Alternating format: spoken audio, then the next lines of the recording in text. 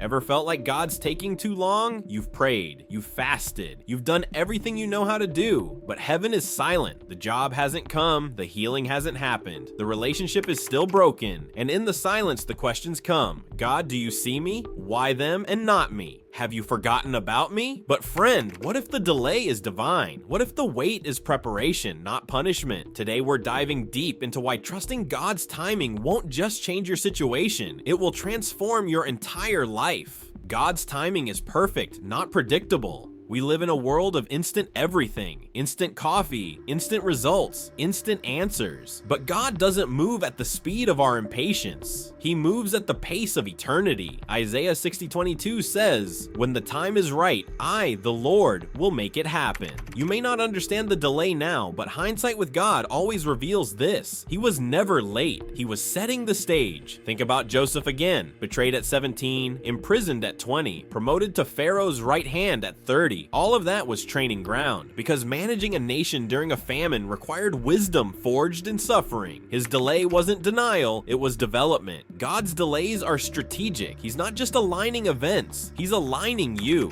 Waiting is where God shapes character. Romans 5:3-4 says, "We know that suffering produces perseverance, perseverance character, and character hope." Waiting isn't just a pause, it's a process. And that process builds something far more valuable than comfort. It builds Christ-like character. Let's talk about Moses. He knew he was called to deliver God's people, but when he acted out of impatience and killed the Egyptian, he was forced to flee to the wilderness for 40 years. Only then, when he was broken, humbled, and quiet enough to hear God through a burning bush, did the call come again. God often allows obscurity before influence. Why? Because humility must precede authority. Because what's formed in the dark determines what stands in the light. So if you're in a wilderness right now, don't rush it. Let God finish what he's forming in you. Delays are setups, not setbacks.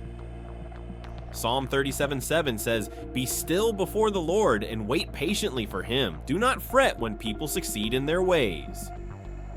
It's hard not to compare your pace to someone else's progress, but comparison poisons faith. God's story for you is custom designed, not mass produced. Consider David. He was anointed king as a teenager, but didn't actually become king over Israel until years later. In between, he was hunted, hiding in caves, and surrounded by outcasts. Yet those years were not wasted. They were the years God forged him into a man after his own heart. What looks like a delay is often God rearranging the entire chessboard.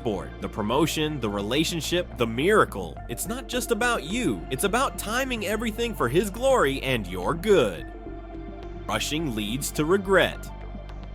Many of us sabotage blessings by moving before God says, go.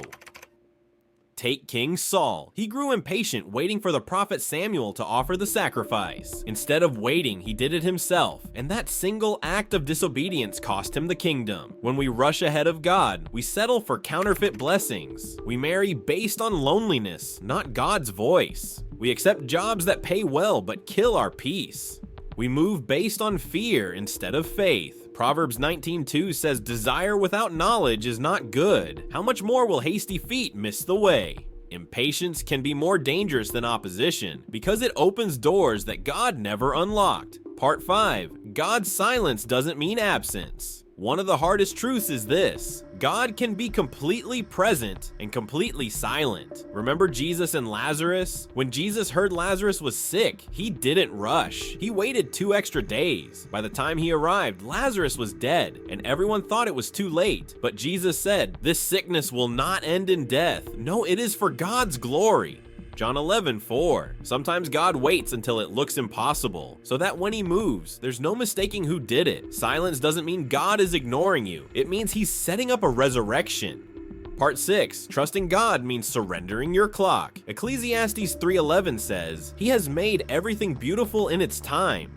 The beauty isn't just in the outcome, it's in the timing. God is weaving a story that's bigger than your moment. He sees the beginning and the end, and he's working all things together. To trust his timing, you have to lay down your timeline. You must say, "God, even if you don't move how or when I want, I believe your way is better. Your time is best. Your purpose is higher." Because real faith isn't just believing he can. It's trusting him when he doesn't yet.